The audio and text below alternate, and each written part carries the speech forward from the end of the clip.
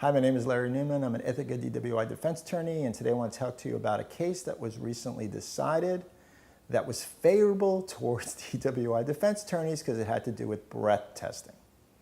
You know, with breath testing, New York uses 3 different machines. Down in the city, in the boroughs, Queens, Bronx, Brooklyn, they use the intoxilizer.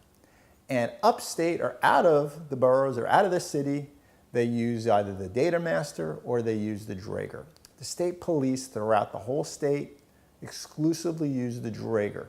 But all breath testing machines all have one thing in common.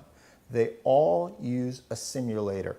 A simulator is a solution of control. It's a known amount of alcohol either within a liquid solution or a gas solution that gets run through the machine. So the machine has a control element or a reference element of a known quantity of alcohol in a known solution so that the machine could be calibrated and more accurate.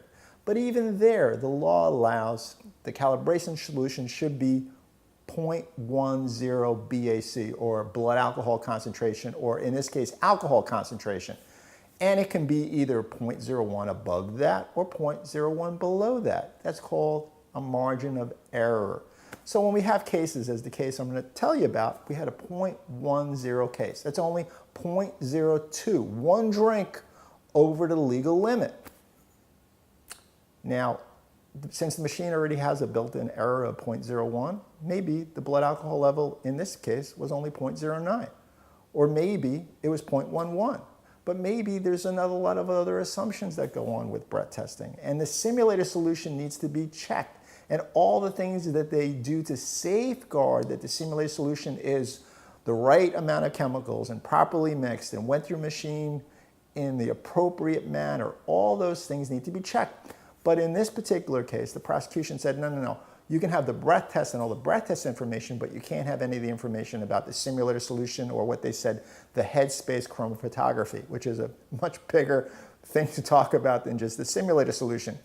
What it is this: simulator solution is a solution, but they're really looking at the gas above the solution, just like the lungs are filled with gas, and that gas should have the same concentration of alcohol as the liquid.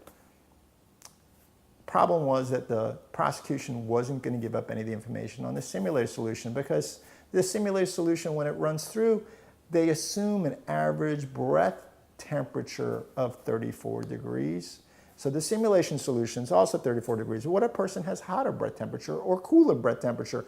Then the BAC may be changed because of that. So we need to get as much information as possible because I can tell you, I've had a few DWI cases where the BACs were just over the legal limit or just over the aggravated legal limit. And because there is this margin of error and because the simulation solution is not perfect and because there's errors in chemicals and chemicals degrade, there might be a problem. And I've had problems that I've found where they ran the simulation solution through the machine or they didn't calibrate properly or they didn't calibrate in time or the chemicals were too old. These things happen because of human error. So those DWI cases had numbers that were not accurate, that were not reliable, that were not precise, that we really shouldn't have any judge or jury rely upon.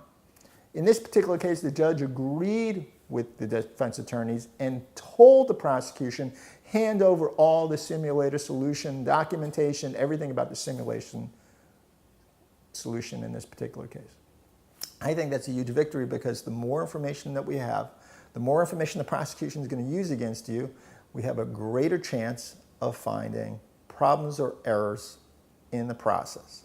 And that could create problems or errors in the results from the process. People being charged unnecessarily and being found guilty unnecessarily of crimes that they did not commit. If you have a question about your DWI case, please allow us to evaluate it. We handle cases in the upstate region. Fill out the form on our website, shoot us an email, or give us a call. And thanks for watching this video.